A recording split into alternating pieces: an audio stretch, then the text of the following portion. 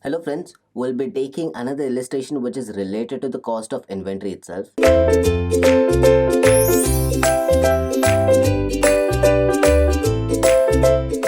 Now when we're talking about cost of inventory, in this illustration we'll be preparing a store ledger card. That means the one that we were preparing earlier, but we'll be using only FIFO and weighted average cost method.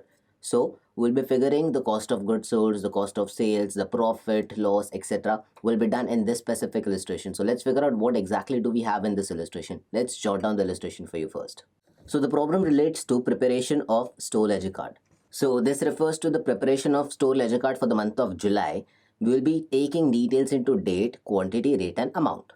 So the first transaction will refer to the opening balance. So that means the first transaction, the first date is 1st of July, 50 quantity at the rate of 200. That means the first quantity, or rather 1st of July, 50 quantity at the rate of 20 per unit. That gives you an amount of 1000 here.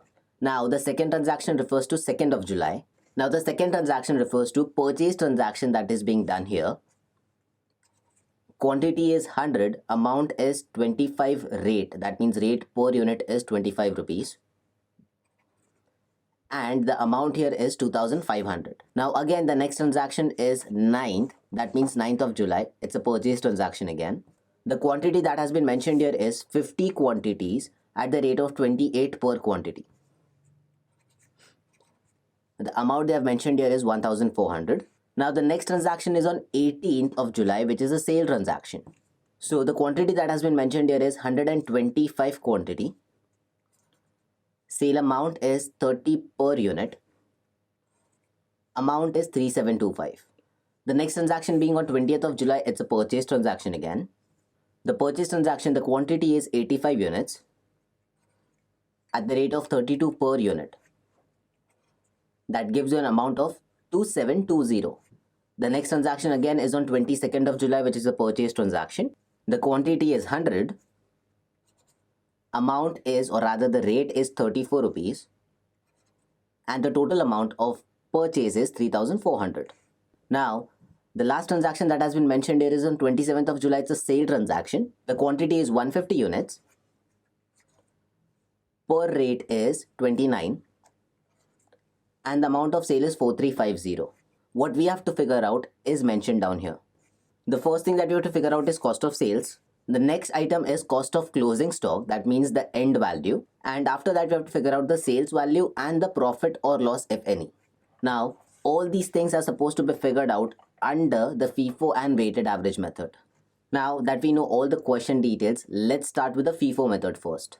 Again, we'll be preparing a similar format that we prepared in the earlier video. Now that we have prepared the format, let's start with the headers of it.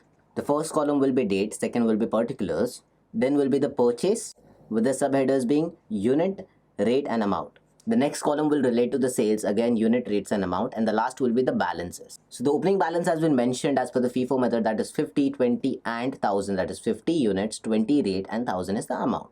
Let's go with the next transaction, that is purchase. So the next transaction refers to the purchase transaction at the rate of 25 per unit and 2500 being the amount. We'll add that into the balance. Now let's go on to the next transaction. The next transaction is on 9th. Again, it's the purchase. That means again 50 units will be added to the balance there. So let's add the balance and figure out what is the total. So the purchase transaction and the totals have been mentioned. Let's go on to the next part. Now the next transaction refers to 18th of July, which is a sale transaction. Now the sale refers to 125 units. That means let's figure out how much balance do we have in the totals here. We almost have like 200 units and we have to sell out 125 units. So first in first out is the ratio. That means 50 will be gone from 125. So if you see the highlighted arrow there, that states that this 50 has been taken from that balance, that is first in first out. Now we require more 75. Let's see the second lot here. We have 100 in the second lot. That means we can easily take 75 from there. That means 75 has been taken. Now we can mention the balance there. That means out of 125 is still pending. So the one that we have figured out is 25 units are pending. 25 is the rate per reference to that per unit. Then 625 is the amount, and the third lot is still pending with us. That is 50 into rate of 28. That is 1400 rupees. So that transaction is done. Sales is done here. Let's go on to the next part. Now again on 20th we have certain purchase done.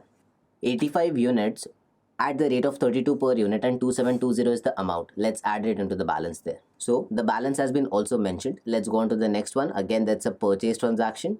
So that refers to 100 units being purchased at the rate of 34 per unit. That gives you 3400 in approx. So the balance has been also mentioned. Now let's go on to the next part, that is the sale transaction or the last transaction basically.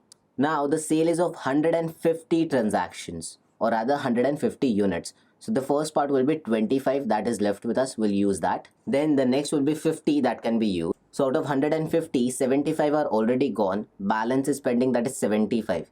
The third lot is 85 units. That means easily 75 can be taken from there and still 10 will be pending with them.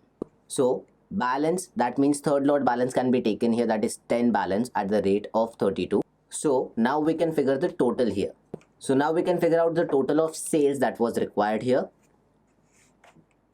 7300. Value of closing inventory, that is 110 units, is 3720, which has been also mentioned. This is as per the FIFO method. Now the same thing that we have to do is as per the weighted average cost. So let's figure out that part now. The format will be the same: units, rate, quantity, purchase, sales, balance. Only the rates will keep on changing here. Again, we'll be using the same format. So let's start with the opening balance first.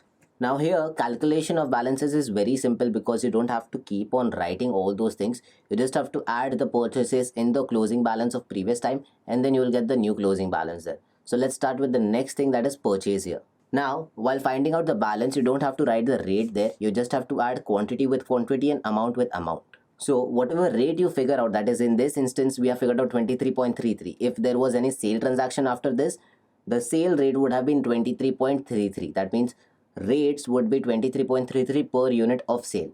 So this is how you figure out. But now the next transaction is also purchase, so let's mention that. Again, the next balance that can be calculated is the earlier balance that we have, that is 150 units highlighted in green. You have to add another 50 units to it. The amount that we have earlier, 3500, you have to add 1400 to it. And now whatever amount you get and whatever quantity you get, the new one, divide it and you will find out the rate, that is 4900 divided by 200. Now if there is a sale transaction here, this rate, that is 24.5, will be applicable there. Let's go on to the next transaction now. 18th of July, we have a sale transaction. We sold out 125 units, so it is very easy for us to figure out how much is the sale value or sale amount. So now that you figure out the amount, that is 3062.5 is the sale amount and the sale quantity is 125, you have to subtract that much of amount from the previous balance to get the new balance here. So 75 is the quantity that will be left with us and the value of that quantity is 1837.5. Now if 1837.5 is divided by 75, the quantity that is left, then we'll be able to figure out the rate there. So the effective rate is 24.5 here. Now on again 20th, we have a purchase transaction.